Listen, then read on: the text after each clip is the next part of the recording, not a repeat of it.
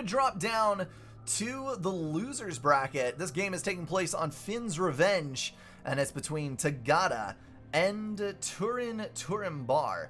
Finn's Revenge is an old school map. This one has been around since the very beginning, and of course, you probably know where the reclaim's at. You probably know what's going down, but we'll talk about it anyway. We've got 2 mass extractors on each of the outside expansion islands, guarded by a triad and a single T1 mobile anti-air. This thing can, of course, be knocked out by a bomber as long as you get sight of it with a scout, and then that bomber can loop around to kill the triad eventually, and then you can have for yourself 2 tasty little mass extractors. Alternatively, you can go drone on a UEF ACU and capture it.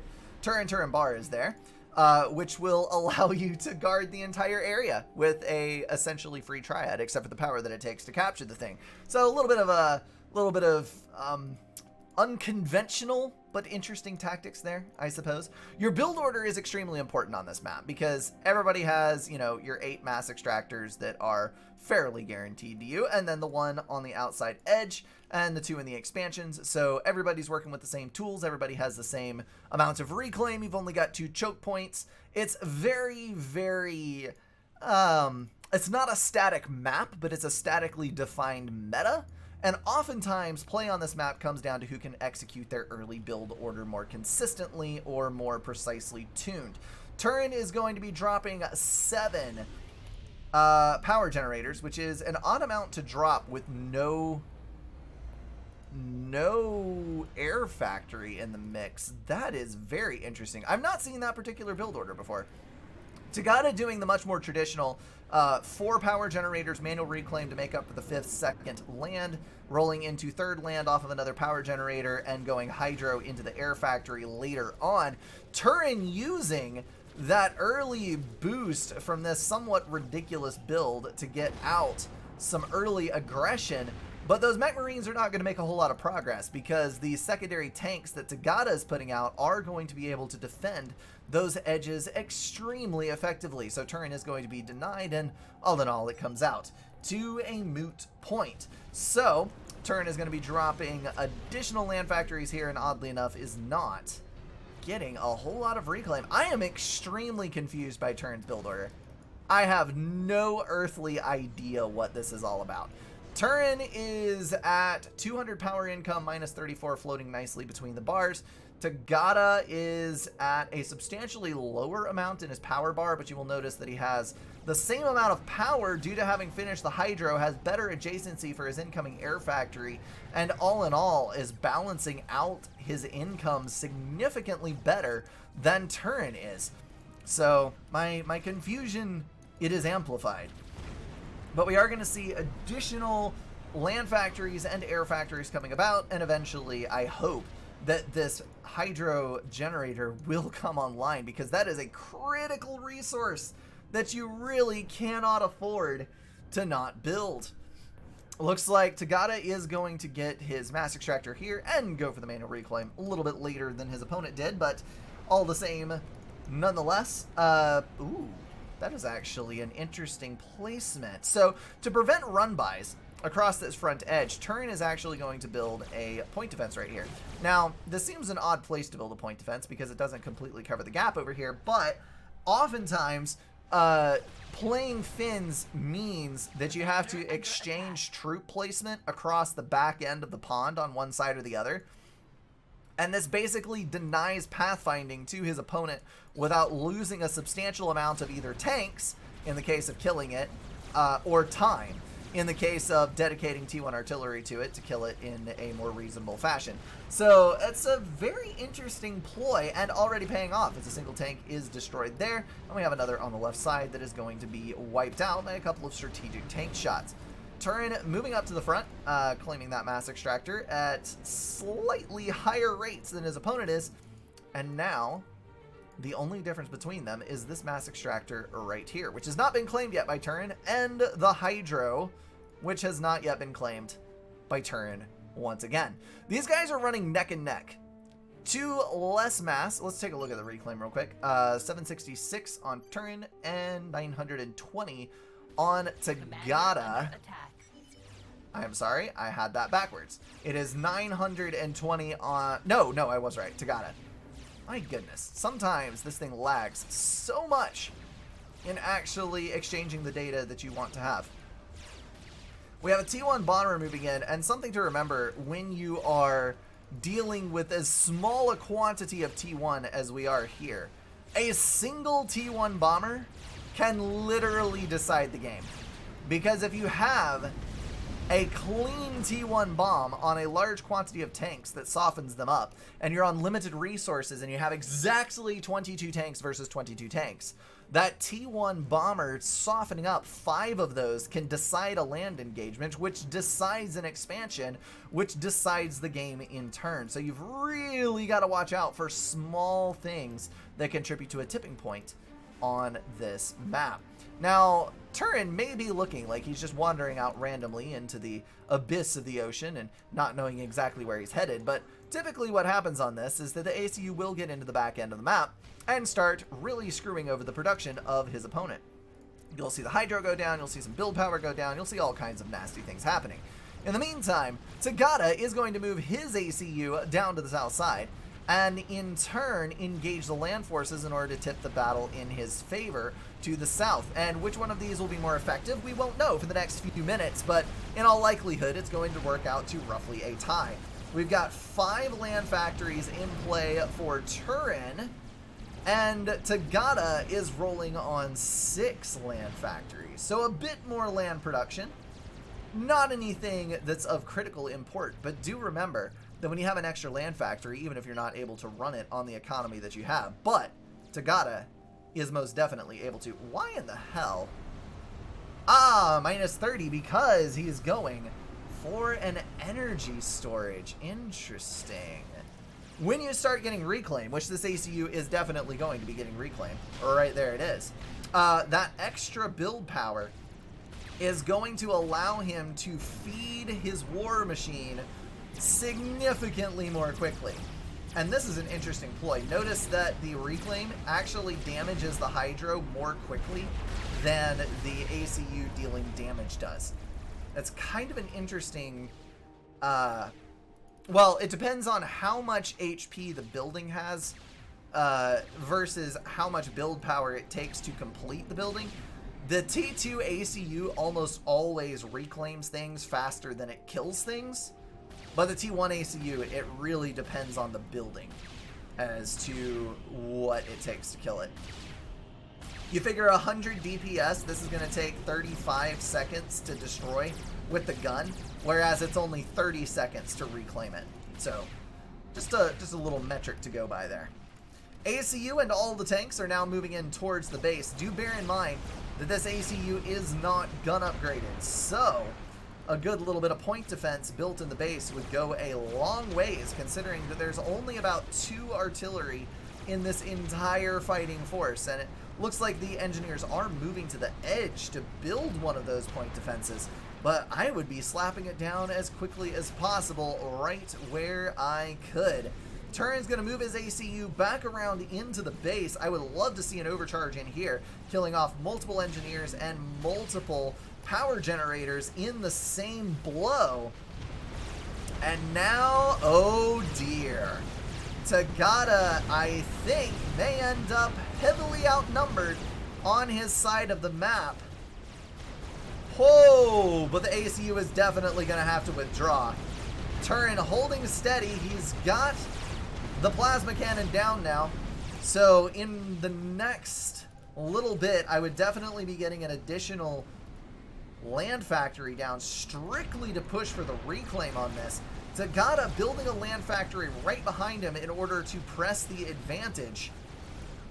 And Turin is now done reclaiming that other land factory, using it to fuel his production on his side of the map. But again, another point defense going down. However, bear in mind that Tagada is spending a lot of mass getting that point defense up, which results in less tanks heading to his side of the combat area.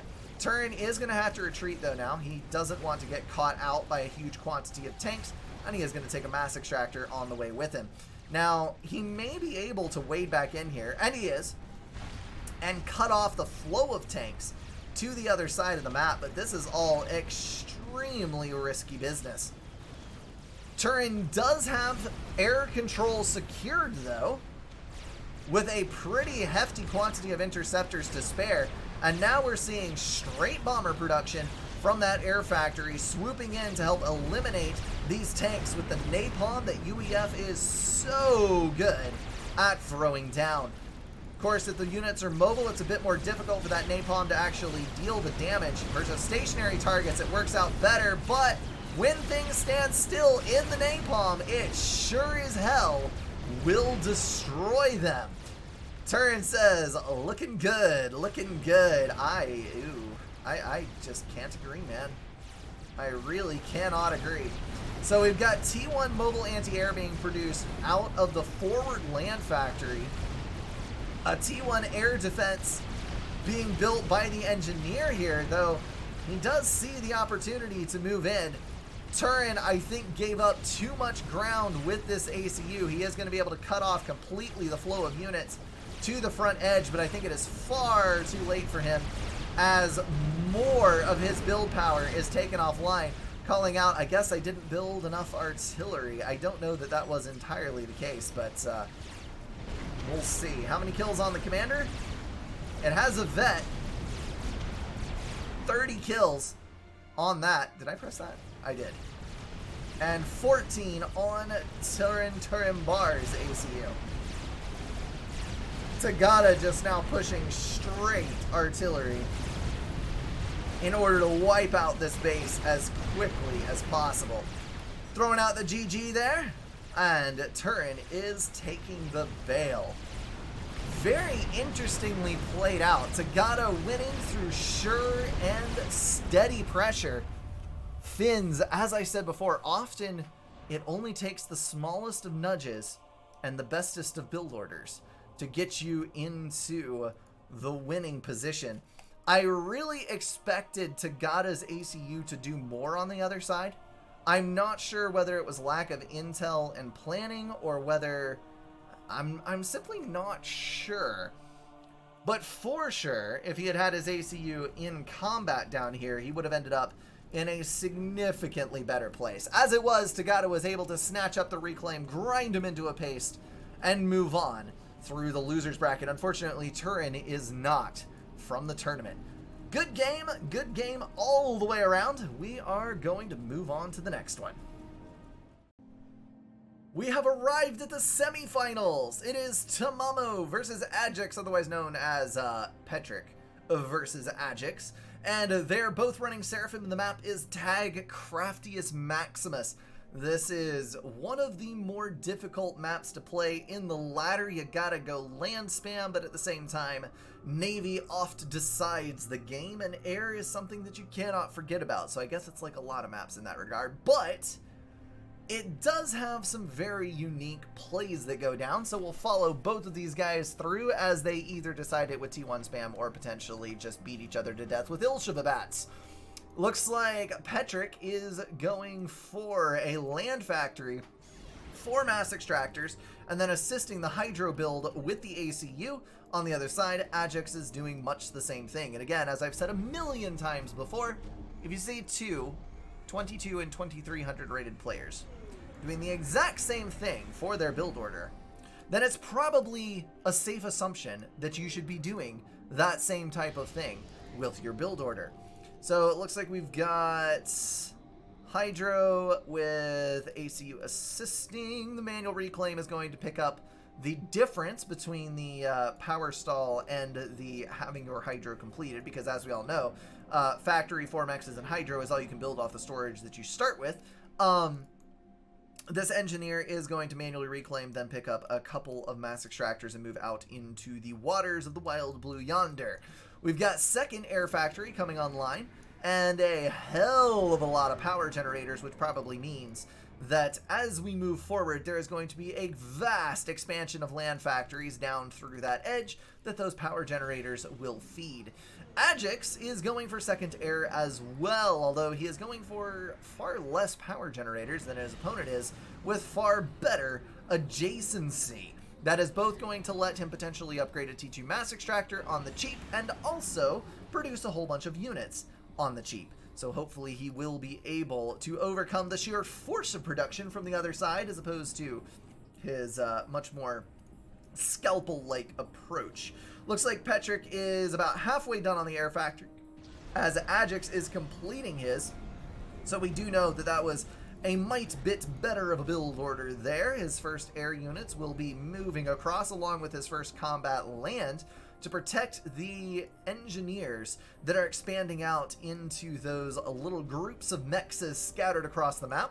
And the ACU is going to take the traditional path to the north in order to lock down this expansion. Now, Petric is looking a little bit different. He's actually going to walk down building naval factory, then start claiming things that he moves to the south, not necessarily going straight for the additional mass extractors over here. Bit of an odd choice not getting the ACU into combat early, but it is going to give him a naval factory. Ajax on the other side is building 2 naval factories as well, and we've got a nice little engagement here in the center. If both the Cellin and the tank were to focus the other tank, that would have come out as a win. But unfortunately, there was a bit of a bungle of micro, and Petric is going to save that T1 tank alive to harass the engineer there in the center. So multiple land factories planned, lots of P-gens going down for Ajax in a very similar fashion actually to the way that Petric has planned his. And now we're going to start the T1 phase of the game, spamming out in a real way. One engineer building a naval factory is not particularly fast. I can say that for sure. Looks like engineer is going to try to escape and might actually do so successfully. Full HP tank moving in. Petric Stam, unfortunately, shall be doomed to death. And there she blows. Boom. And now those mass extractors, they can be claimed. Point defense right here is an extremely good idea because this is a very popular run-by location. Lots of mass here if you can manage to soak it up, and also a good scattering of mass around both tips up here. When I play this map, I often forget that there is a substantial amount of reclaim on it, and I end up kind of screwed over because my opponent gets it and I do not. So do not do like the Brink do. Do like the Petric or the Ajax do and get that reclaim for your very own. Oh, that is a nasty bomb. Well worth the death of the bomber. It was able to take out the expansion engineer that was about to get a naval factory online and was also able to knock out all 3 of the home NGs that Ajax was trying to use to scale his land production. That is a very difficult blow to take. We've also got number 4 land factory being built by Petric as number 4 is being built by Ajax. So actually, not as bad off as I thought it was. Both these players are still running relatively neck and neck with a slight naval advantage towards Petric. And potentially, no, it is neck and neck air. 4-on-4 interceptors. So that land factory, I can pretty much guarantee you, is going to build straight engineers to get the reclaim right there. I'm not sure where the ACU in particular is headed, but he will be headed somewhere across the map. And a T1 sub is now moving over to the other edge. So, interesting point of fact, frigates can actually have a superior range on their deck guns to, subs have a superior range on their deck guns to frigates, although it is a lower amount of DPS.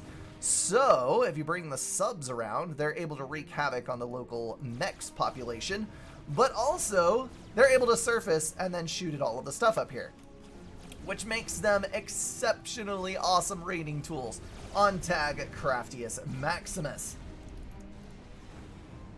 Oh dear, a little bit of a push down the middle there. Petric has a slight advantage in tank numbers, but he is wisely going to choose to stop. And you may be wondering why the Cellin is able to sit here.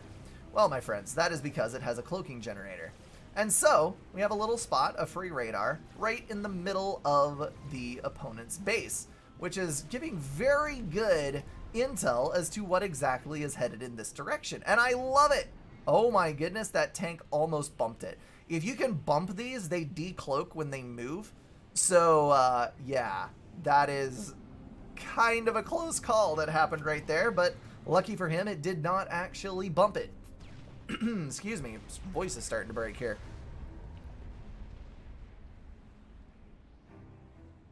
You'd almost think that talking continuously for multiple hours were hard on your voice or something.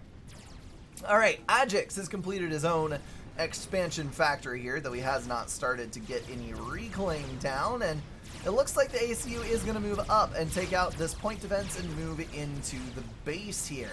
So, not anything out yet that's able to reclaim all of this stuff, but he is doing a very good job of suppressing his opponent. I would love to see him move in and try to reclaim this before, or kill the engineer at least before it reclaims all that stuff, but no. Ajax is going to be able to secure a good amount of reclaim on that edge. ACU moving up. Going to grab a couple more mass extractors as Ajax is able to counter raid into the equivalent portion of the map. So both of these guys still battling blow for blow, not really able to overcome one or the other. Alright. I like the plateau build. Both of these guys have got their mexes up on the plateaus. And we've also got a radar up here, which I would love to see mirrored. Yes, there it is. Right there. Smith, fair point. One would almost think Brink would be used to talking for hours on hours by now. Appreciate the bits, man. Yeah, it actually does take a toll when you take a week break and don't do it for a week, and then also get sick while you are off on your vacation. To be honest, I am surprised that I'm holding it together as well as I am right now. We've got tanks moving to the right up on the north expansion. You'll notice that this is a block of tanks, that clumped up bit moving versus a stream of tanks on the other side, which will always favor the clump in almost every circumstance, except for in the case of T1 bombers. And we've also got a counter push from Ajax through the south side. No, that run by is actually going to get through. So we might see the death of a mass extractor or two over on that edge. I love to see Petric moving out. He's got a transport over here that's going to be dropping all of these. You'll notice that there's a 75 mass rock to reclaim on each one of these plateaus, as well as 2 mass extractors to take, and Ajax was going to drop before, and his transport got shot down and he lost air control. I missed it earlier, but we can see the aftermath, and it is glorious. So we've got another transport headed out that will pick up another payload of engineers and then hopefully move out. That was unfortunate indeed on his part. Petric is fairly substantially ahead at the moment. He's running a pretty good quantity of land factories. That is going to be a total of 11 with 9 of them running. And then 1, 2, 3, 4, 5, 6, 7, 8. 8 running, 1 shut down. So a little bit more production up on Petric's side, as well as maintaining control of a fairly significant portion of the battlefield. While we're waiting for things to re-engage in a big way, I love it, ACU out capturing the mass extractor points. We're going to go take a look at what is the case on economy. Alright, so that's going to be Petric. He is rocking 71 and 1080 on 1300 reclaim. And if we take a look at his tanks, that is basically 80 T1 units. So it's 80, 70, 1100 versus 60, 800 and 50, almost 60. Wow. I knew that Petric had the upper hand. I did not realize that it was by that much. He's holding a 20% economic lead with a third again the number of tanks that his opponent has. The only thing that Ajax has going for him right now is that he has a substantial amount of navy with which to poke and prod at his opponent. However, I stand corrected. The subs cannot shoot over the embankment. So they are completely useless in that regard. I completely screwed that up. Had no idea. We're going to have to see if Ajax is able to pull off a T2 shift. Because I think the way that things are going, with the amount of T1 that is on the field, there's really not any real way that he can get out of this pickle unless he pulls some kind of shenaniganery. I love the engineered drop over here. That is going to be right next to a submarine, and of course, claiming that is not really going to do any amounts of good in particular, but a thorn in the side is better than none. ACU snagging the gun upgrade as quickly as possible. That will be able to make a difference on this, but at the rate that things are falling everywhere on the map, I think it is too little, too late. It is just going to be incredibly difficult to stop this movement in the main base. Oh dear. Ah, so they can reach. They just have to back up a little bit. There we go. Got to get the firing trajectory right. They have a much flatter trajectory than the frigates. Ajax is going to bail. He is taking the defeat, dropping down to the loser's bracket, and that is going to be a wrap for Petric, undefeated through to the finals.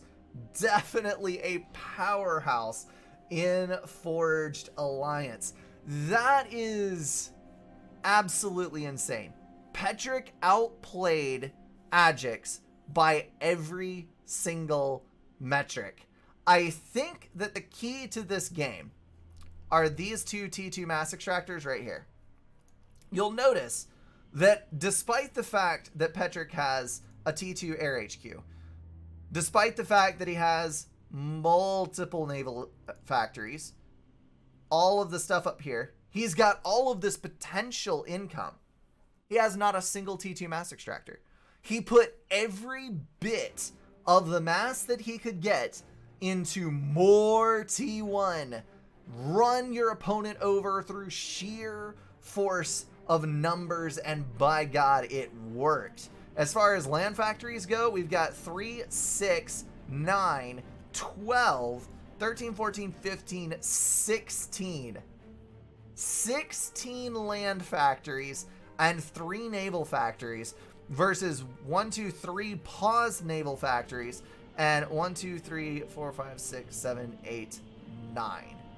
That was 16 versus 9 land factories. How did you think that that was going to work out? Petric just went full on T1 spam and won the game through that. Very, very well played on his part. I have no doubt that had his opponent gone tier 2, which would have been, like I said, the only way that I could see him really making anything work, he would have also dropped T2 with a superior amount of economy and reclaim and still would have won it. But one way or the other, Petric is a freaking powerhouse. Well done indeed. We're going to go drop down to the loser's bracket to watch the rest of these games till we can meet back here for the finals in the winner's bracket. I lied. This was actually a best out of 3 for the semifinal. So we're here again. We've got Petric and Ajax. Both are Seraphim. The map is Tag Craftiest Maximus. Everything is as it was before.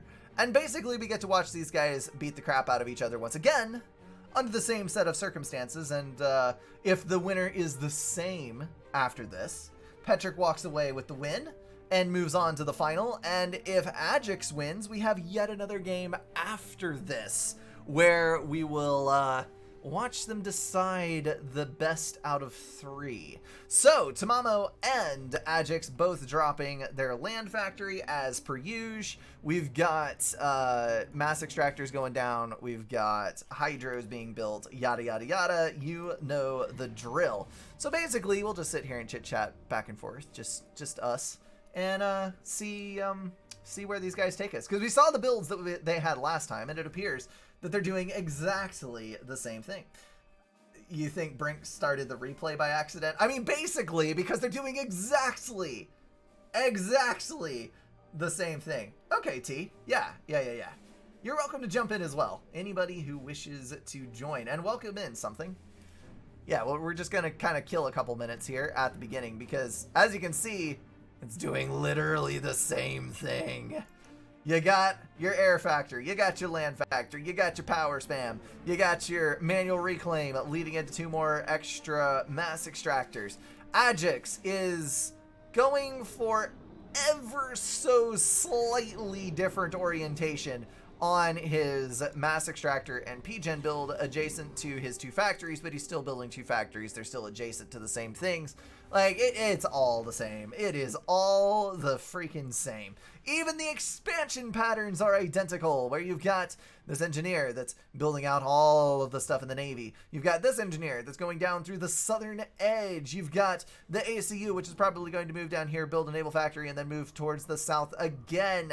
You've got an extended string of land factories that's being built on that side and probably on the north in just a moment, along with the extra raiding units that are going to be moving out to the center to hopefully guard the engineers that are building these things. Something that I didn't talk about a whole lot in the last game, but which is very interesting to me, is the plateaus on this map. They're designed oddly.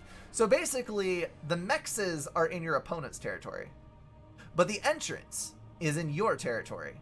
So you can get there easily, and you can build those easily, but then they can be raided by T1 artillery down at the base of the cliffs that fires up onto the top and kills all your mass extractors, and then nobody has a good time. But nothing can actually gain access to it except by drop or edge build with the ACU or a unit running all the way around the outside edge. So it's just kind of like this weird calamity of pathfinding up here in the center of the map, and it kind of makes me happy to see something that is so frankly obtuse in its presentation. So we've got an engineer moving up here that is going to do exactly the same thing as in the last game, where it's got a point defense and a radar and various things that it's going to build up on top. We've got the tank and the Cellin meeting in the middle, and with concentrated fire and a bit of bumping action, they're going to make a valiant attempt. Look at the micro around these gunshots. The tank goes down, and the Cellin survives with 3 HP running for its life because there is a tank alive. That was some extremely top-level micro from Ajax, keeping that poor tank alive. That was actually quite the fun thing. And on the other side, we have got land factories being powered down by multiple engineers. There's the naval factory online that is going to push subs over to this edge, as we saw in the previous game, and then we've got the engineer building a naval factory over on this side. So all in all, things moving along very similarly to the way that they did in the last game, even down to having that cloaked Cellin there in the middle that's just kind of providing some passive radar coverage to everything else that's going on. Nice little pick on that micro, able to keep the low HP tank alive in order to deal more damage. But unfortunately, oh, that was a clean dodge. Unfortunately, Petric's tank, it's so close. 43 HP and 3 HP. But look at this. We've got a veterancy on this tank, allowing it to regen, and now it's gone. Dadgummit. I get all excited because this tank has done an epic thing, and it survived against the odds, and the micro is good, and everything is beautiful, and then it's dead. But I guess this is the way that all things are. Farms, what? Why? Just why? That would actually make for an interesting tournament. You have a third player who is basically playing referee, and every minute that the game goes on, he increases the sim speed by 1 through minute 10. That would be hilarious. I kind of want to do this now. What made Petric win was the bomber suicide into 4 engineers. I actually disagree. That definitely had a pretty severe impact on the game, but I don't think it was game deciding. So I've got a pause right here. That is indicative of a bit of economic trouble on Petric's side. And it looks like Ajax is doing a significantly better job of being aggressive this time around. As far as map control goes, Adjective actually has the upper hand, strangely enough. So he's got his entire expansion locked down. He's moving up through his forward mass extractors. Petric is doing the exact same thing he was doing before, where he walks in to his opponent's expansion down here to eliminate those 3 mass extractors and hopefully whatever else is in the base. But he did this time get out an engineer to gain the reclaim around here, which I can definitely appreciate, because last game he didn't do that, but also last game he didn't have as much build power. Build power. Plasma, I agree, it was a big factor, but I still stand by that it wasn't game deciding. So up on the north side, we do have a single submarine, but notice that Petric has actually taken a much earlier stance on his expansion policy. He is going for, oh my, he's actually getting multiple extra mass extractors over on the other edge. Fascinating. So he's going to get all of the reclaim and all the mass extractors on the north side. He's going to move his transport back around, keeping it alive. Going to lose some tanks right here, which is not a good thing, because that leaves Adjective open to poke and prod over to this edge. Petric's taking a little bit of a beating from this PD as he slowly but surely sucks it down. I'm not actually sure that this is faster. I think that if he shot it, it would be about the same difference. If he had an overcharge, it would definitely work better. But I guess with the way that the wall mechanics work around the point events, he would probably not kill it immediately. We've got 3 naval factories for each side at roughly even timing even. Oh dear, but he has forgotten to move his frigate around to actually do some useful things. And then we're probably going to see the transport drop across the south edge as well in a few minutes. So all in all, the map control actually favors Adjective at this point. Although with the naval claiming of all of these mass extractors, it's not by a significant enough amount that I think it will actually matter. The biggest thing I'm worried about is the fact that Petric does not have a lot of units on the south side. You'll notice that he's matching forces with Adjective on both of the northern passages.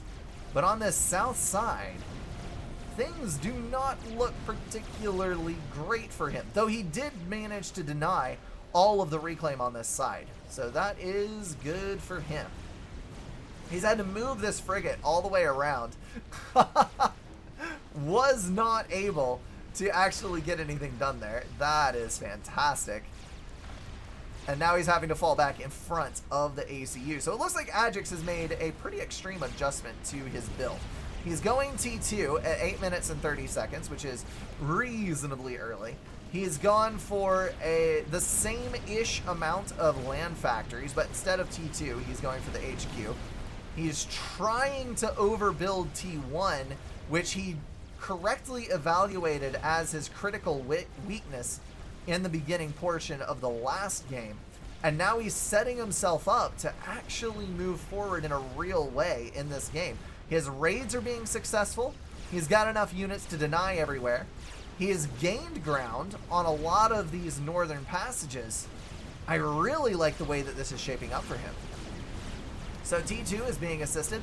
That engineer is going to come out over here and start a T2 power generator. I kind of am curious about his placement on that, because that is dangerously far forward. I would have tried to build it like back here, nestled into the safety of the crook of the mountain, or some such thing where it wasn't able to be touched.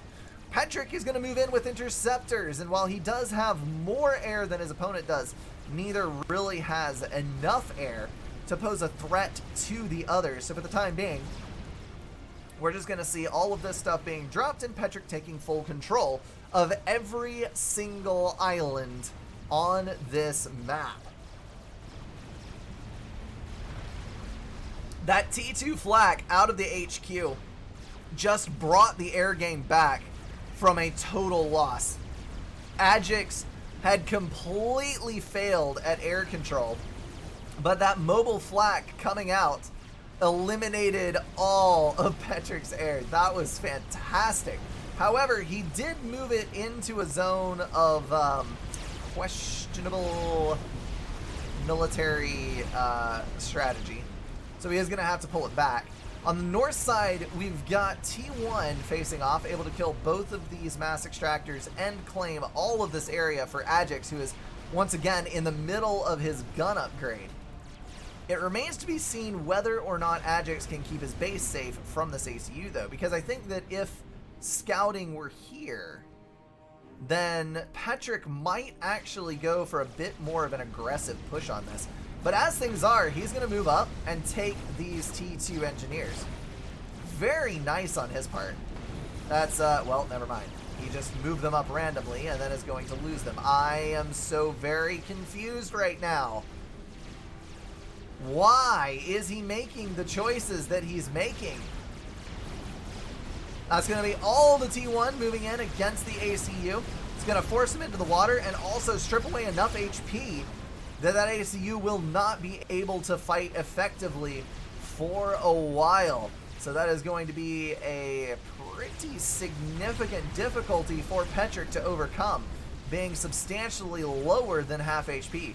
We do have a run by here. Petric killing 3 mass extractors, then taking advantage of the in-upgrade ACU to push forward still more. That could effectively take out all of these mass extractors in the back and potentially raid on the units down here.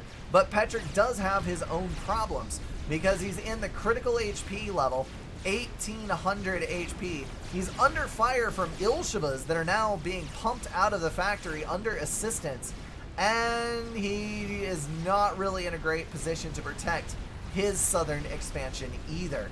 So this is kind of going blow for blow, Adjective and Tamamo damaging each other. But all things told, I think that Adjective is in the significantly stronger position at this point. He is into the naval production over on the left with 5 submarines, where Petric is just not able to field enough to overcome that.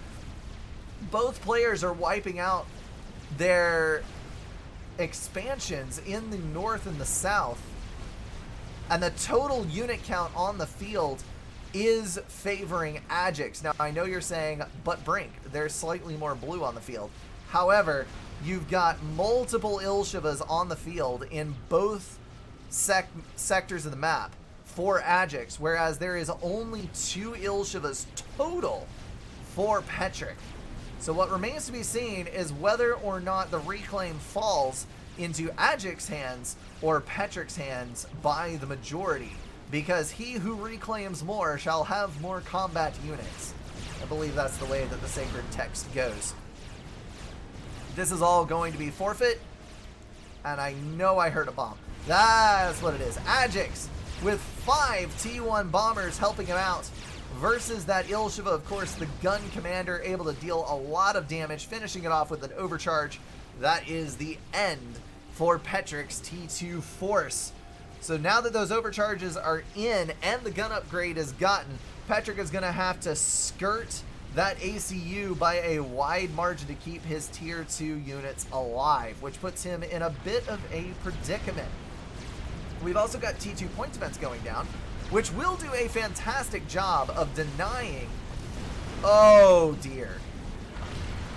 Wait, no, that was attack defense, my bad.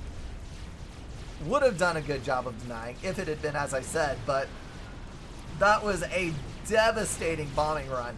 And another bombing run, wiping out the Ilshiva there, leaving 2 alive with a contingent of T1 tanks versus 1 Ilshiva guarding the base with the gun commander closing in. It's now up to Cheese to decide this game in Petric's favor, but I don't think he has the cheese in him. Oh dear, oh dear. That is a lot of T1 bomber devastation. And the T2 HQ is on the front line, ready to be fired upon. This is not good at all. I'm not actually as concerned about the mass extractors falling, because there are 12 mexes on the islands, as well as a superior number of mexes controlled by Petric on the outside edge of the map.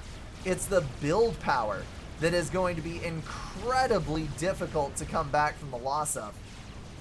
Petric's ACU is now moving up into a place of dangerous exposure. He's trying to move back in and claim this territory, but all around him, Adject's units are closing in. Anything can tap out that ACU now. And the T2 HQ is under fire. So that's going to be elimination of that factory. I don't think there's anything left that Petric can actually do. Petric taking the Control K route, bowing out of this game. Well played by both of these guys. Adjective significantly improving his game over last time. I am very impressed with the level of production that he was able to bring on, with the early T2 that he brought to the forefront, and the better optimization of his build and expansion. There was a significant improvement between the two games, and Adjective was able to finish his gun upgrade significantly earlier than he even attempted it in the last game, and then was able to use that to his advantage to push through. That was just an absolutely flawless execution of a T1 spam into T2 shift play, add in the gun commander, and it was just too much for Petric to handle. All right, it is best out of 3, so we get one more of these. Let's go ahead and head on over there. For the last time, we load up this map, tag Craftiest Maximus.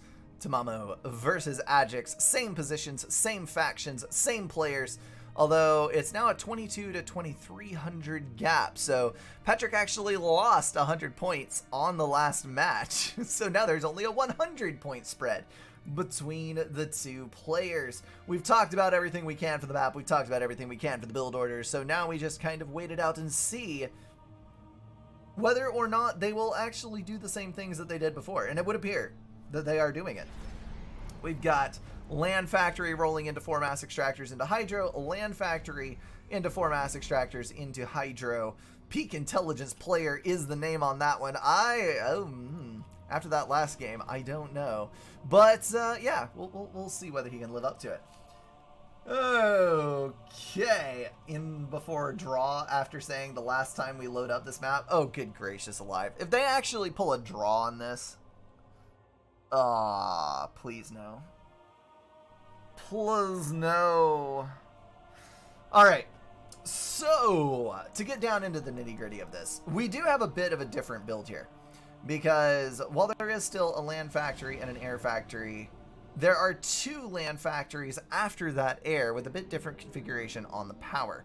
So I'm kind of curious as to whether Petric might actually be delaying the push with his ACU in order to get more build power online. I'm not entirely sure, but he does have an extra land factory in the mix. Standard move out with the engineers, going to get all of the mass extractors in this expansion rolling towards the Hydro and then down to the south side as well, so everything is about the same.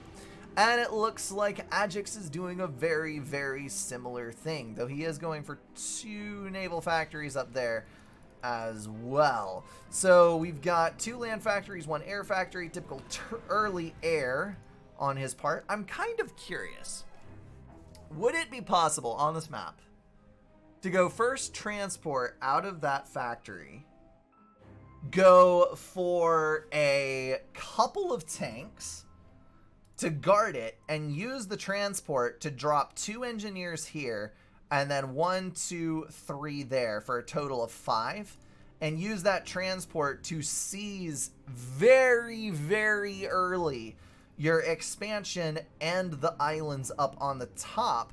And then if your transport dies, you've gained all that time, and 6 mass extractors plus 75, 75, 75 for 225 mass, which will pay for the transport in reclaim.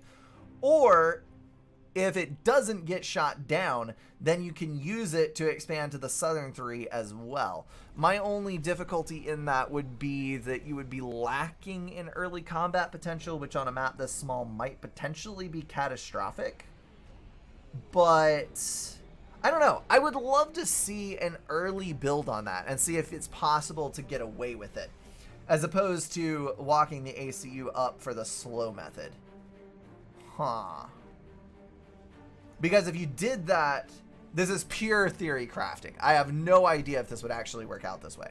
But if you did that and then moved your ACU over to the left, you could potentially stall the enemy ACU with your own combat forces, which he would not be expecting, and push him at least partially out of this expansion. At a minimum, prevent him from killing off these mass extractors, which is what typically happens. It would depend on how early those shenanigans were scouted and what was done about it. I mean, meta is meta for a reason, but coming up with a good meta breaker build is a very, very powerful tool, though possibly only powerful once. I would be curious to see if someone has tried this, if anybody has a replay of it or some such thing. All right, getting back down to business, we've got Land Factory number 4 coming in for Petric. Of course, the typical massive queue of T1 power generators around in the back is up, as is obligatory. And then we've got factory number 3 going down for Adjective. So Adjective's substantially behind in his rollout of land production, and that does worry me a little bit because we may be seeing a repeat of the first game where Adjective, as we saw, struggled to keep up with the T1 land production since Petric had just straight up outspammed him. So that is definitely a concern to tuck away in the back of your mind, or possibly in the forefront of your mind if you're really concerned about it.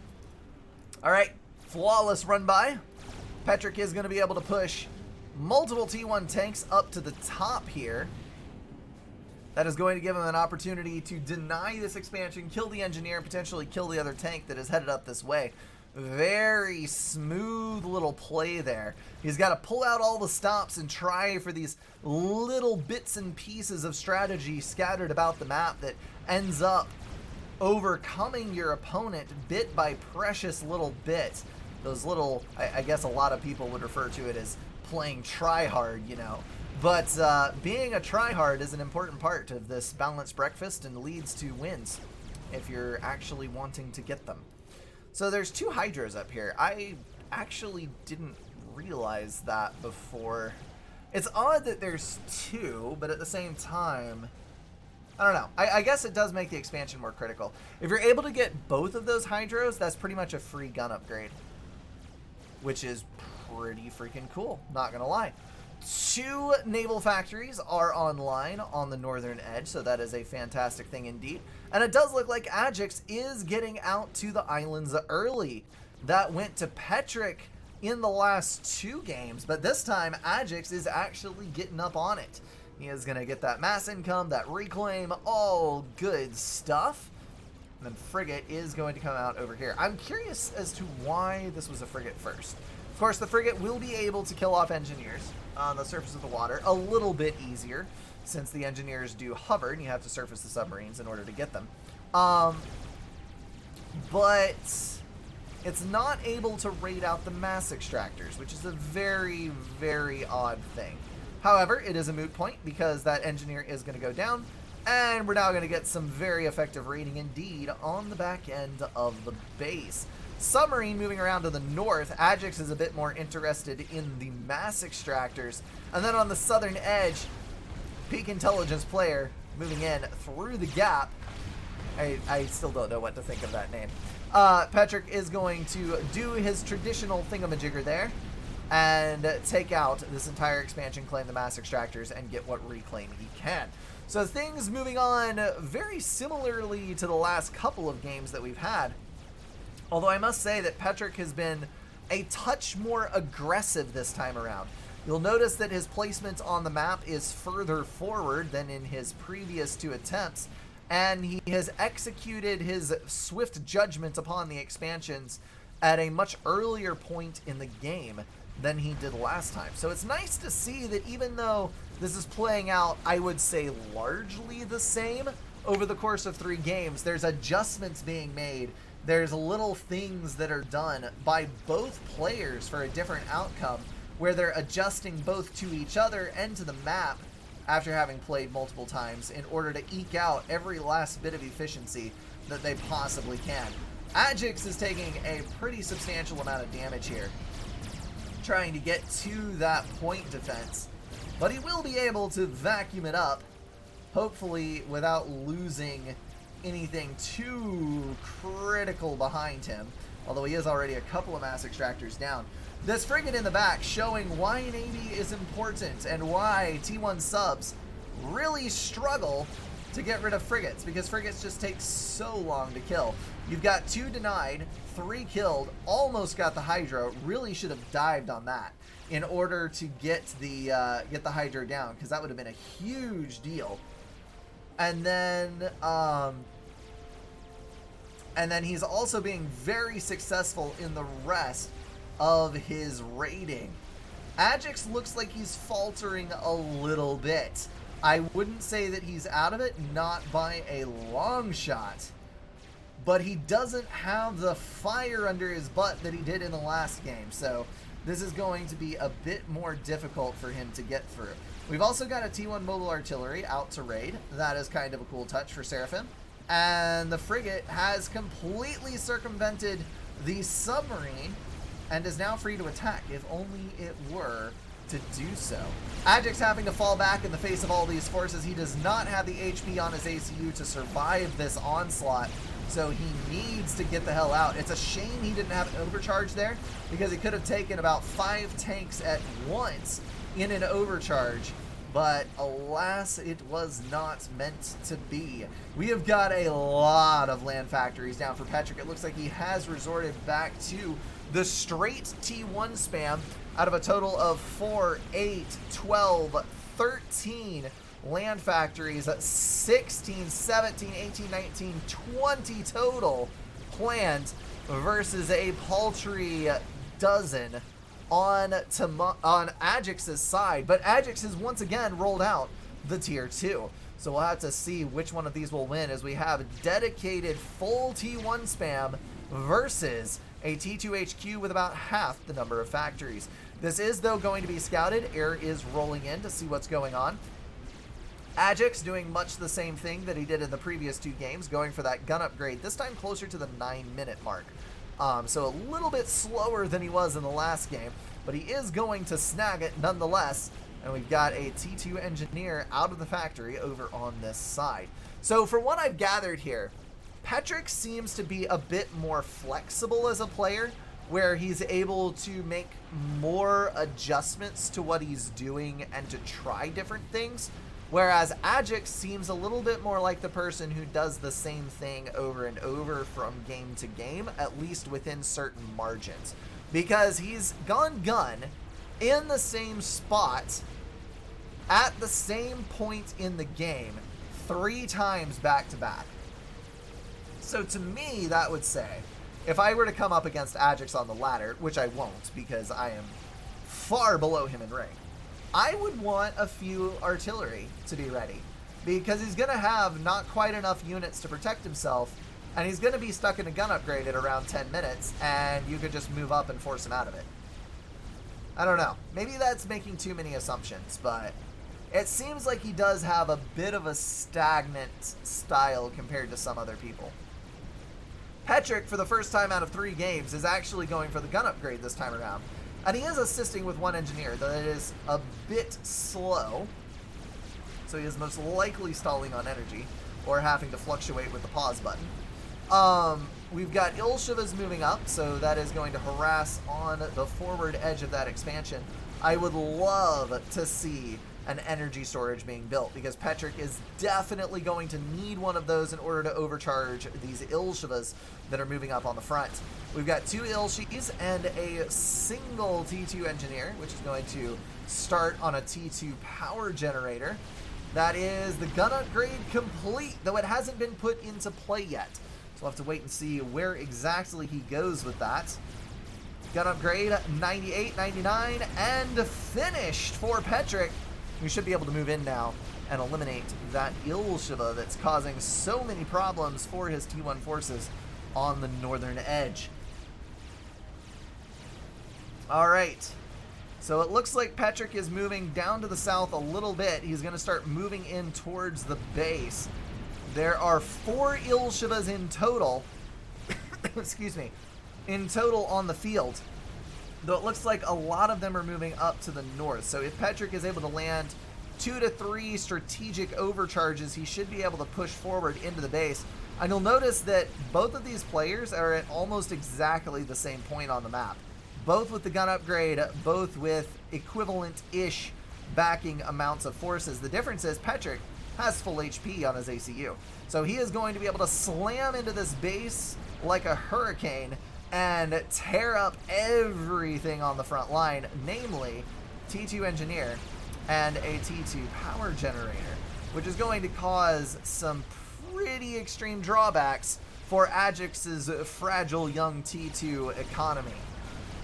I do not like the way this is headed, especially considering that there are 4 paused land factories over here, although one of them has gone to tier 2, so we are going to see more Ilshava production than we might otherwise.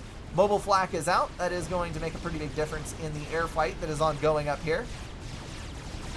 Looks like Petric has overcharged that Ilshava and is now moving in to close on the main base. Adjective's now in no position to deny as Petric gathers his cluster of faithful units around him and starts to eliminate the build power and power. Petric is just so much better placed with this. Ajax is in kind of the same situation that we saw Turambar in an earlier game, where he was able to poke and prod in circles around the enemy base, but not able to do any real damage. Whereas Tamamo is diving directly on the means of production, seizing them for his own destructive purposes, and then cycling that reclaim into even greater numbers of units as the game moves forward, if it gets that far. Ajax throwing out the GG and pulling a disconnect. No shame in it because he was completely outplayed. Well freaking done, Petric. That was a hell of a play. Went heavyweight on the T1, opted for the gun upgrade this time around, and was able to crush out Ajax in an extreme fashion. Well played to both of these guys. Ajax dropping down to the loser's bracket. Tamamo in the finals of the Legend of the Stars tournament. For the next match, we're going to be dropping down into the middle of a best out of 3 in the loser's bracket, working up towards that final. We've got Farms on the right as UEF versus Obfuscation, otherwise known as Blow Deer, on the left as Cybrin. So Isekai-chan, however you pronounce that. Everyone renames all the time in FAF, and I can never keep track of the names. Why? Okay, so all of that being said, we are going to observe. Now, Farms won the last game, so if he wins this game, then he is going to be moving on into the last round in the loser's bracket, which determines who goes up against Petric for the winner of that $500 prize at the end of this tournament. If Obfuscation wins, we will have another round. Farms is going to go for first land, second air on 9 power generators. And we've got an engineer moving out for a bit of manual reclaim after a mass extractor, which is fairly typical. On the other side, Obfuscation is doing much the same thing, though it does appear that he is going for a second land, third air. So he is going to be getting air into the game, just not quite as quickly as his opponent is. Engineer picking up mass extractor, moving in for manual reclaim around the back. We do have a manual reclaim going down on the boulders here as well. Twin Rivers has more reclaim than you probably think it does, and in more locations than you probably think that it does. And picking up those bits of reclaim hither and yon are incredibly important to your overall game. So you've got to get those things in order to amplify your production very early on, because your map control is essential to how many mass extractors you'll be able to hold. Obfuscation getting that last power generator down there before he rolls into his next land factory. That is one additional P-gen over what you would typically think that you need, but you have to remember that you're getting all of this mass reclaim, so you're going to be able to spend much more quickly than you might otherwise be able to. So an extra P-gen before the second land and an extra P-gen before the third air is definitely not overdoing it. We do have a Mantis over to the right-hand side, hopefully to protect that engineer, and it looks like we've got 2 Mech Marines headed in from farms. So the Mantis should be able to deal with the Mech Marines. Operational word there being should, because Mech Marines perfectly microed can actually get away with killing a Mantis, since the turret rotation speed is slower than the walking speed of the Mech Marine. Close up to the body, you can do all kinds of horrible things to the pathfinding, and it is an atrocity. Obfuscation, getting a little bit of a pause in there on his ACU and rescheduling the air factory after a couple more P-gens in order to make sure that he does not stall. He's also missed, I think, the run-by on this side with his scout that is headed up there. So it's not the end of the world. He's got his mass extractors built. He'll get the majority of the reclaim before that thing is shut down. But as we all know, losing any engineer at all is worse than keeping them all alive. All the mass extractors there going to be claimed, and then that is going to move around with a bit more manual reclaim and a wall section. That is a smart thing. Bit of micro there, saving that Mech Marine from a whole lot of heartache. And as you can see, the pathfinding bungle against the scout there did not do anything great for its survivability, and it is going to get forgotten about there as the other side is microed. So one down, one escaped, and that little guy is going to run all the way around to the back end and try to get this engineer. However, there is a Mantis on an intercept course that may or may not be able to secure it. We're just going to have to wait and see what happens. Looks like Farms is a little bit ahead on his expansion. He's into the Hydro already, going for a second air factory in the back end. And then he'll be splitting up to get all of these mass extractors and the reclaim about. One thing that I have failed on this map a multitude of times is the idea that you need to have production on both sides of the map. So I end up dedicating too many engineers to go over here, build up more land factories, and then I have two distinct split bases of operation with which to build the things. However, something to remember is that not only does it matter where those land factories are located, but it matters when in the game they're built. And if they're built in the first 5 minutes in your home base, as opposed to 2 to 3 minutes later on the other side of the map, that is a whole lot of tanks that they could have produced in that amount of time, and they'll be much less susceptible to raiding, killing your actual build power. So it is typically a bad idea early in the game to try to build in your expansions with a lot of factories. I mean, there's one over here for farms, but I'm not going to begrudge him that. It is almost always better to get your factories built as quickly as possible in your home base, so that you then have the production means to just spray units everywhere across the map. Love these two Mantis in the back end here. They are going to be able to kill off a mass extractor in addition to having taken over the, or taken out the engineer that was getting the reclaim on the outside edge here. So it's a bit of counter raid, stopping Farms engineer before it was able to reclaim as much as Blowdeer had on this side. So as far as reclaim goes, the Blowdeer is a little bit ahead on that. And then on the other side, Obfuscation taking advantage of those speedy Mantis to outrun the tanks and move up into the back end here. So that is going to be a bit of a pursuit where Farms is going to have to catch up to those things and wipe them out in the back later on, after they have potentially done damage to both engineers and mass extractors. Now we're getting to the point of the game where both players have a fairly substantial number of units, and we're going to see them spreading out a bit and trying to take over different portions of each other's territory. So we got a little run by back here. We've got a counter run by as the units are sucked over to this edge over on this side. And this is the type of play that really breaks people's focus. Because if you're able to move multiple tanks, like 1, 1, and 1, instead of 3 together necessarily, there can be an advantage there, because people tend to overreact. They grab all of their tanks and move them to one side, as opposed to one tank and moving it to the side to counter. I have caught myself in the act of sending 5 tanks to deal with a one tank run by, and that one tank is damaged. So that type of break in focus can really be monopolized on by someone who has their units well spread and is applying some APM to the situation, as opposed to grabbing all of your units and moving them in a clump. So it does present some opportunity. Up on the north side, Obfuscation has dropped his outer island, and that's going to let him get a land factory down, then claim the 4 mass extractors and substantial amounts of reclaim that is out on that island. Meanwhile, in the center, Obfuscation just absolutely trouncing the amount of build power that farms can bring online.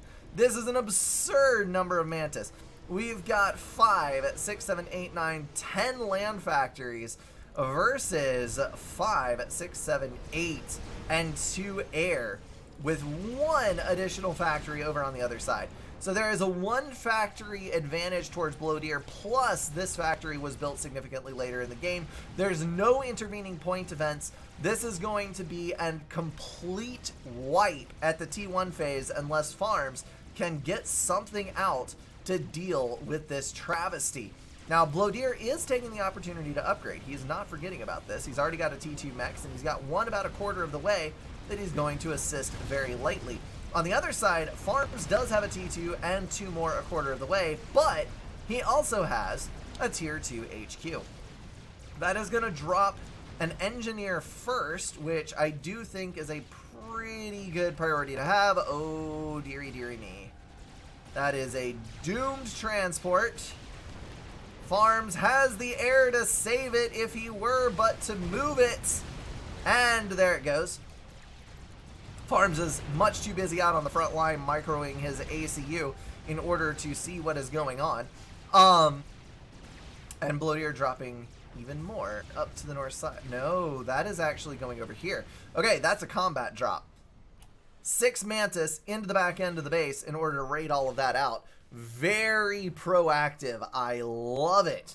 So with this Tier 2 HQ, that's going to give him Tier 2 power, and we've got 1, 2, 3 support factories upgrading already with the HQ building pillars. That means that we're going to see a contraction by Farms as he doesn't have enough units on the field to actually hold this, and that will be followed up by vicious expansion as he brings all of those pillars online. We do, though, have Rhinos already hitting the field. Obfuscation has gone for a Tier 2 factory as well, though he is not going for the substantial number of T2 support factories that his opponent is, because generally speaking, the pillar spam is far better than Rhino spam is. And if you do it this way, what I imagine will happen in relatively short order is that Obfuscation is going to build a lot of engineers and then Control K at least half of his T1 factories in order to get reclaimed to go for a T3 HQ and then start pumping loyalists. Calling it now, I think that's the direction that it's going to go. Mantis successfully dropped in the back end, and I know that Farm has to have seen what is going on back there, but he has not made a movement in that direction yet. So those Mantis will be free to roam in the back there, at least for the next little bit. We also have a pillar on the transport, and I'm not sure why. It looks like it is ordered to drop over here, but something about the command has broken. Unless that's a ferry command and it's waiting to load a second unit. That's probably what it was. And now it is on a direct drop command. Okay, okay. That is all good. What would have been nice is to get 2 pillars on it and then drop those in the back to deal with the Mantis. I don't think 1 pillar would be enough, but 2 definitely would to take out that many Mantis. Alright, so the pillar is being dropped to the back. As long as they're focus fired on the mass extractors, it should be okay. It's going to take 4 shots to kill each Mantis. 2, 3, 4, and the damage potential goes down. 2, 3, 4. Oh, it's going to be tight. He should really move that pillar away. Ho ho ho! To get out of range of one of the Mantis, but okay, so what we have learned today is that 6 Mantis is too much for 1 pillar. You need that second one, or at least 1 T1 tank. But the pillars are now moving out en masse, and that is more Rhinos being produced under heavy, heavy assistance. This is also, there's the Control K of the T1. This is also a support factory that is moving to T2. So either he's going to start producing engineers out of it, or more likely he has decided to go for tier 2 tank spam. Something to bear in mind is that numbers on numbers, rhinos win versus pillars, but pillars are substantially cheaper than rhinos are. So if you compare mass to mass, pillars win versus just about every other T2 tank.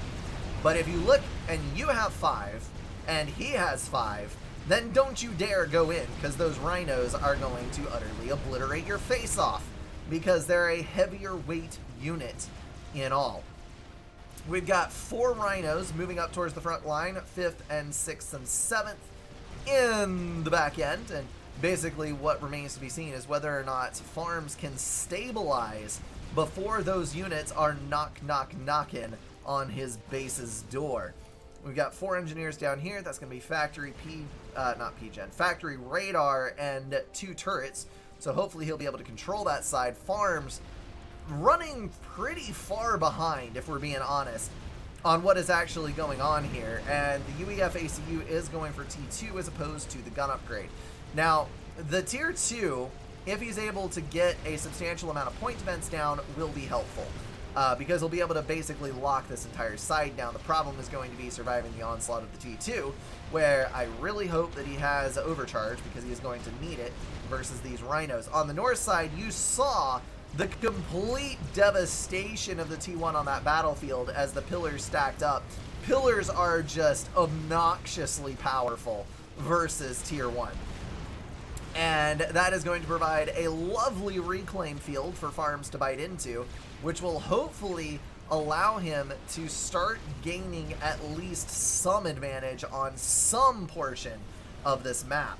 Meanwhile, still assisting the tier 2. I really would have expected a tier 3 shift from a Cybern player by this point, but I suppose that this is evidence of the T3 land rebalance, where tier 3 is not as significantly more powerful than tier 2 as it used to be. So there can be some benefit to actually running for an extended period of time at the T2 phase if you're able to tech up some eco in that time. Looks like we've got some tanks clumping up over here. Let's take a look at the total units on the battlefield while we have a stagnant moment in which to take a peek. So as far as economy goes, Blodier is running 83 and 1323 on 6,000 reclaim, 83, 1323, and 6 versus 57, 9, almost 10,000 reclaim and 1,700 power. So his power is substantially better. His mass income is quite a bit lower. But he has got a pretty good amount of extra reclaim. And he has a reclaim field available to him, so that is going to allow him to come up quite well in the next few minutes. So we've got 34 tier 2 tanks. Let me get this back up here again. 34 tier 2 tanks and about 60 T1. So 30 and 60 with 34 interceptors versus 32 interceptors and 2 Corsairs. So basically even on air.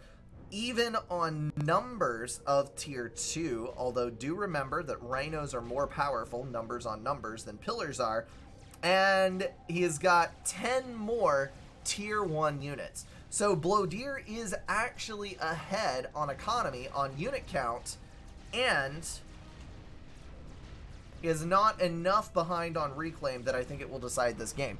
So basically what we're left with is a situation where Farms has got to hope that he can pull something out to sway this battle in the next couple of minutes, because the way that Blodier plays, he is a powerful economic player. He is using this downtime to upgrade tier 2 mass extractors in a real way, and Farms is simply not keeping pace. So unless Farms is able to push through and destroy one of these expansions, he is going to get left in the dust economics-wise. Up here on the northern edge, it looks like we are going to get a bit of a push, and Farms may need to dedicate more of his units to that side It looks like we've got shield upgrade going on the already gun and tier 2 commander, so that is going to be a tough bastard to kill. And I don't know that Farms has intel. The tier 1 radar here is only going to reach about to this zone, so he's going to have a little bit of a hard time seeing exactly where those are headed till they get a tad closer. But he is going to move all of his units over to the right. I am very confused. Is he trying to group up on his commander to make a push through to the base? I am not at all sure what's going on here. But what I do know is that this opportunity will be taken by Blodeer. He's going to run by with 5 units. I think he's a little concerned as well as to what exactly is going on this other side. And he's going to move the rest of his units over here to compensate. So that's going to be both of those mass extractors lost again. But in the grand scheme of things, that is probably the least of anyone's worries. It is exceedingly weird to see tier 2 carrying on this long on Twin Rivers. This used to not happen at all. We're at 16 minutes without even a sign of moving to tier 3, which is just weird. But we've got 5 Corsairs now, which is enough. You only need 2 Corsairs per P-Gen to snipe 2 tier 2 P-Gens. So with these 2, that's enough to kill both in one pass. And that's something that could be fairly devastating, though Farms does appear to have superior air control. Farms calling epic push!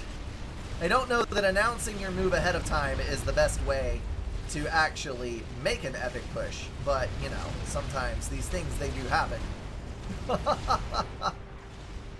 He is going to apply pressure on both sides of the map together, though, in order to force his opponent's hand, because if you're keeping these positioned, if these withdraw, you get an instant ram through the left side in order to wipe all of this crap out. So it is a good play to keep these in a forward position. Now, Farms is about to get pushed for more than I think he can hold up to. He does have the tier 2 gun shield commander, and even though those Cerberus turrets are not very strong, they do rack up damage over time.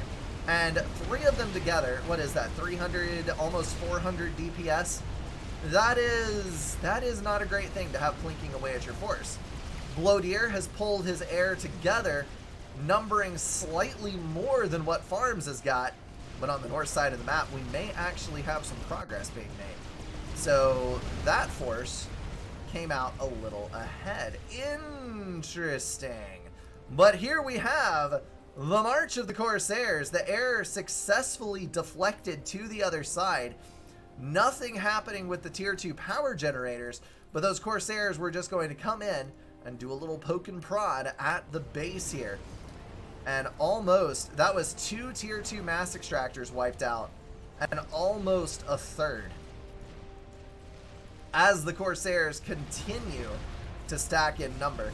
And basically Farms is not going to be able to pick up any of the reclaim from this battle. That is all going to fall to Blodeer, which is going to be a bit of an issue, I must say. That is the tier 3 HQ that we have all been waiting for. And if there's not an answer from the other side, I do believe that is going to spell the doom of Farms. Weak though they be, the Cybern Shield generator has gone down, and we have got a major embankment of Cerberus turrets in place. I'm not sure that Farms is going to... in fact, I'm sure that he won't be able to break this with only his ACU. With all of the units at his disposal, he might be able to get through this.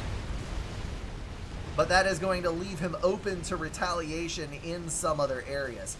Blodeer has basically made himself an impenetrable wall, and he is sitting behind it, quietly teching tier 2 mass extractors, building Corsairs, and getting bricks ready to hit the field.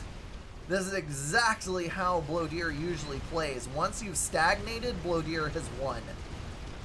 It is simply a horrible thing to go up against. Also, that is an ungodly number of Cerberus turrets. Wow. The Rhino firing line is strong, but not as strong as the Parashields. Those were able to keep their tanks safe for a long time, but not versus the Corsairs. Though those Corsairs are going to move in to flak range and get hit fairly hard by a couple of flak that were in there. Totally eliminated one Corsair, and we're down to half HP on about a third of the remaining force.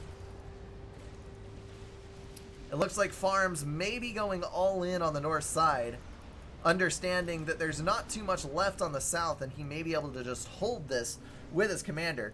Although I will point out that this is the distinct disadvantage of having point defense as your main defensive option. Those point defense cannot move.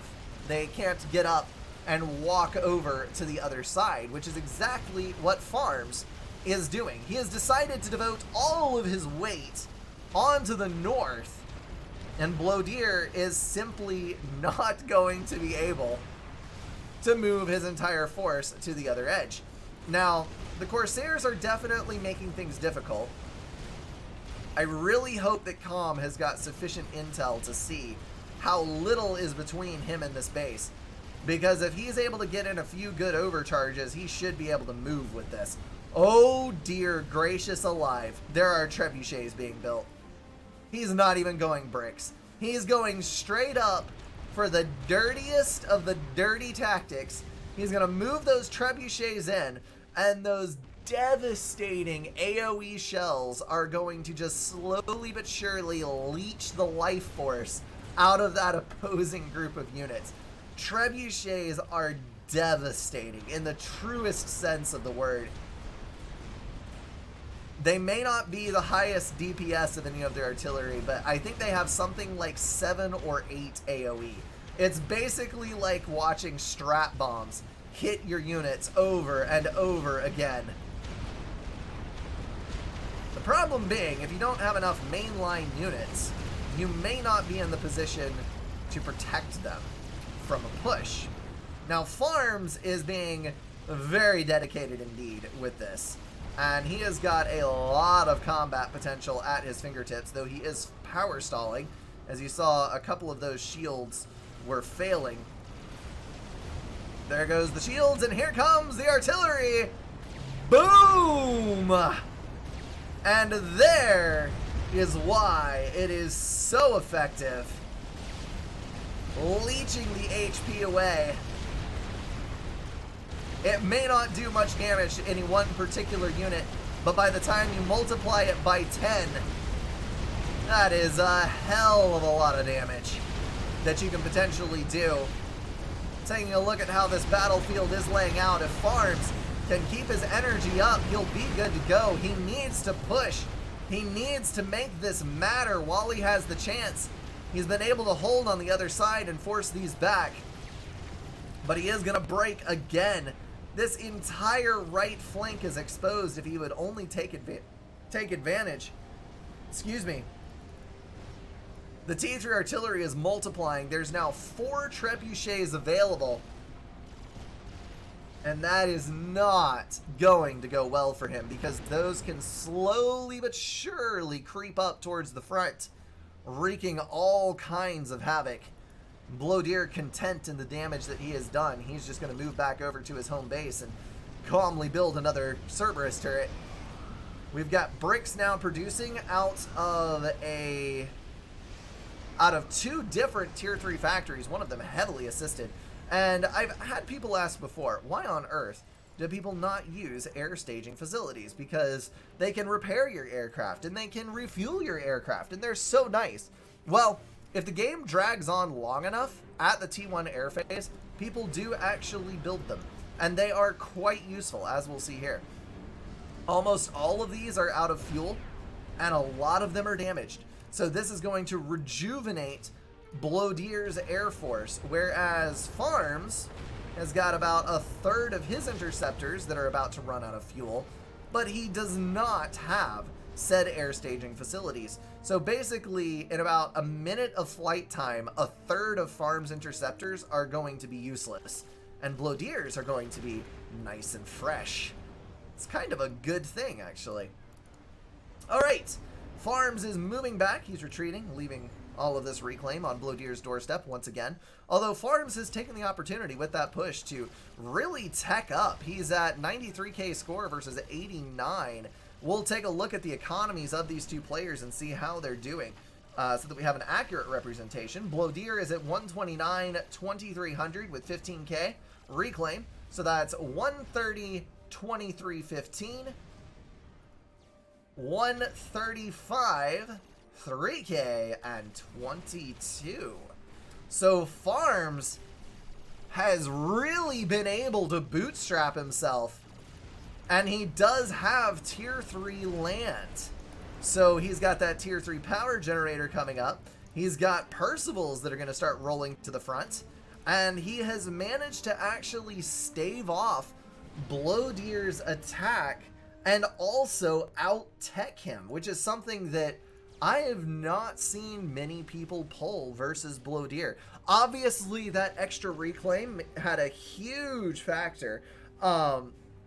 And that was an entire chunk of tier 2 mass extractors that just came online, so the lead is growing even more. The big thing to think about here, though, is whether or not... No, this has already been reclaimed. So this is the only reclaim that Farms has contributed, and he has even gotten a lot of that reclaim back himself. So Farms is doing quite well for himself, as long as he's able to survive these godforsaken trebuchet shots. What I really want to see is some tier 1 bombers. Because bear in mind that Cybern does not have mobile shielding. So if you're able to get some tier 1 bombers or attack missiles, which I do see he has attack launcher there, or really any manner of thing that can deal a little bit of damage, you should be able to wipe out trebuchets fairly easily in a Cybern force. That is going to go after the flak for some reason. I'm not sure why. All you need is to suicide 2 tier 1 bombers, and the napalm can kill all 4 of these trebuchets. My goodness. Alright, so our first shenanigans of the game are afoot in the tier 3 phase. Tier 2 transport, hauling a couple of bricks.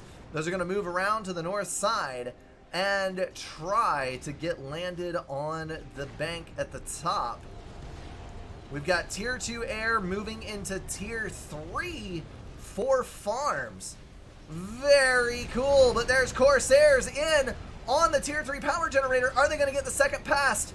Oh, no, no, no, no, no, no, no, that's bad. Oh, there's the NTs, and they are wiping out the Corsairs as fast as possible. 3 on the back side of the turn. Inti's not succeeding in the stall. Oh dear. That tier 3 power generator is a heavy loss.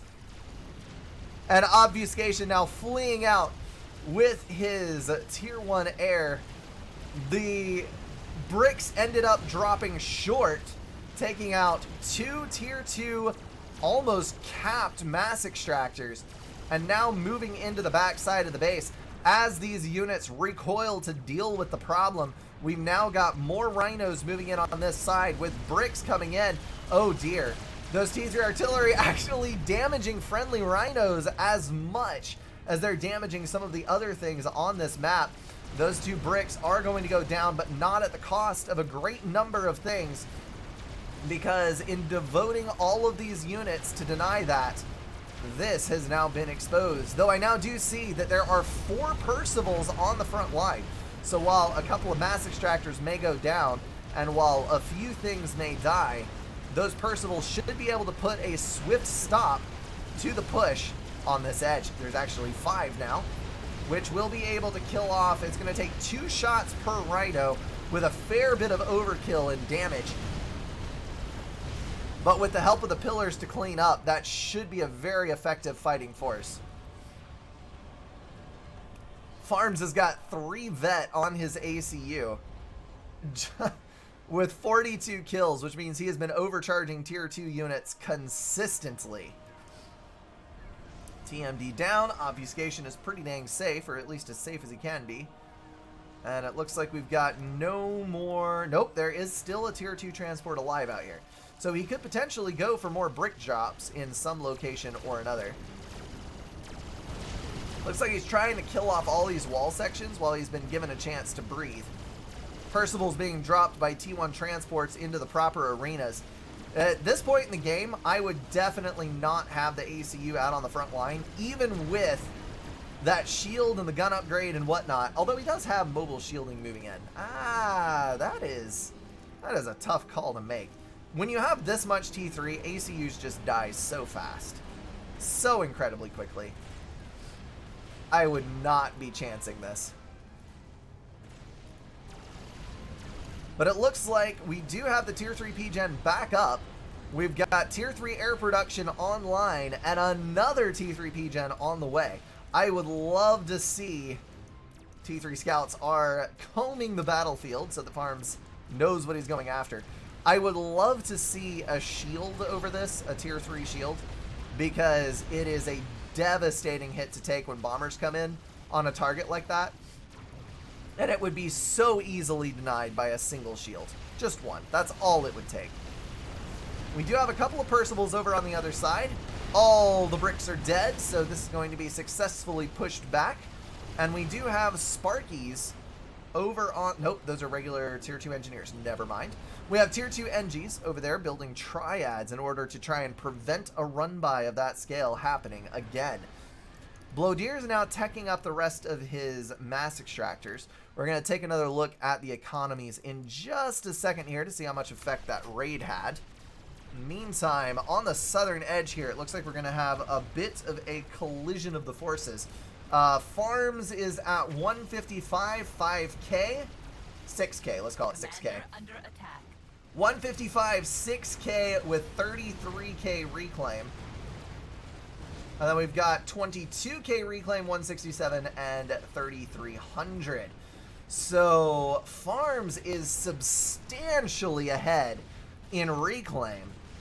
Neck and neck in actual economic generation. Ahead in power, has T3 air, and is all in all in a very good position here. I love the way this is looking for him. And the longer this goes, the more difficult it will be for Blowdeer, because he is going to have an incredibly hard time dealing with the Percival threat. Bricks in the rebalance are faster than Percivals are, but they're also slightly lower range. So Percivals can actually kite bricks, which is another one of those decisions I really do not agree with that the balance team has come through with in the last few patches. Lots of reclaim on Farm's side of the map now. If he's able to snag that, that's going to put him even farther ahead. And now he has a group of 4 broadswords, which, dealing out a couple of hundred damage each, that gains very quickly. 4 broadswords is more than enough to kill an ACU if it's out of place, and definitely enough to go after T3 units. We've got this T3 power generator coming online. Good, good, good, good. I don't think either one of these players has enough disposable income to go after a tier 4 right now, but we're definitely getting closer to that point in the game. And with the amount of reclaim that's out here, you know what? I actually scratched that. You could build a Fat Boy off of this amount of reclaim. It might take you a few minutes, but you could definitely do it. And a Fat Boy would clinch this game. We've got... Oh, you're right. There were 2 tier 2 HQs. Maybe he went for... I saw that comment earlier in the chat, and I was like, I don't see 2 tier 2 HQs. Maybe he went for the second one over here on the land in order to have all of his build power close by to it. I don't know, because having your HQ out here is very risky, because all it takes is a drop of a few bricks and you're screwed. We also have 3 tack launchers over on this side, which I am going to check while we're in a bit of a stagnant point. Those have range on his ACU. And if we go and check the viewport, he does not have those scouted. Oh, that is interesting. There would be nothing quite as sexy as a tac snipe between 2,300 rated players. I don't think that I've seen one of those before. Problem being that there's multiple tac defense and 4 shields over this ACU, so I don't think it would ever happen. But if the ACU were to walk back and stand still, then a tac snipe would definitely be in the realm of possibility. So Blodier has also moved to tier 3 air. His production is not quite as substantial as Farms is, and Farms has also wiped out the northern island, which is definitely going to help even up that ongoing economic amount. Oh dear.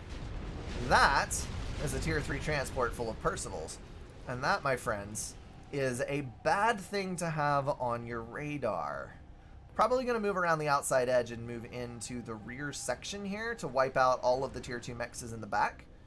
But it will have to go through 3 mobile anti-airs. And I've never actually seen 3 mobile anti-airs going up against a tier 3 transport before. I am not sure who wins this bout. What I do know is that these transports are beefy as hell, very difficult to kill, and pretty speedy. So if anything has a chance of getting through this, it is definitely a tier 3 transport. Continentals are just balling. Oh my goodness, the damage. Holy cow. That was insane. Okay, so tier 3 mobile anti-air. Do not underestimate it, everybody. Do not underestimate it. So that's going to be all of the tier 3 anti-air gone. The Continental is dead, but another one could be built. And now that all of that anti-air is gone, there's a good chance that a Continental could land on the top shelf here as well if he wanted to continue on with his poking and prodding in the home territory. We've got second tier 3 mass extractor upgrading for Blodier. On farm side, I believe there's probably already some of those. Yes, there's one over here and another on the way, with a third upgrading as well. Although that is on the riskier side, so Farms may have just devoted all of his mass into tier 3 mass extractor upgrades that are going to collapse. Also, can I point out that his ACU is on the front line again, and that makes me extremely uncomfortable.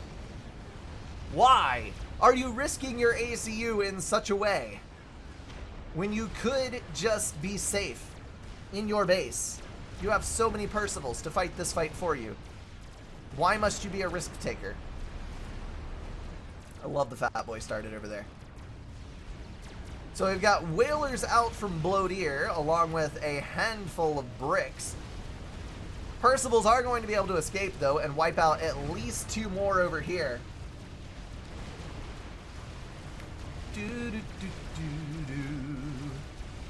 Check the bases. So we got all that down. We got tier 2 over there. Farms is definitely going to win out in this battle if he can keep his ACU alive. Oh dear, that's the kind of hit that I was very worried about before. And Obfuscation bowing out with the loss of all of his land forces. My goodness. Yeah, there was no way that he was going to come out ahead on that. Well freaking played by Farms. That was well done indeed. I have not seen anyone come back from letting Blodier take an economic advantage. I will grant you that that was a grindy as hell game, but Farms was doing extremely well to come out on top of that. Well played all the way around though. Lots of cool stuff happening during that match, and Obfuscation, that is going to knock him from the tournament. Farms is going to move forward. Again, that was best 2 out of 3 with Farms taking 2 games, and then we'll be moving on towards the finals. that is going to wrap everything up for this video, guys. If you enjoyed it, feel free to drop a like and share it with someone. If you want to support the channel, catch the streams, or join the Discord, check out the links in the description. Thank you all for being at least partially insane, and I will see you in the next one.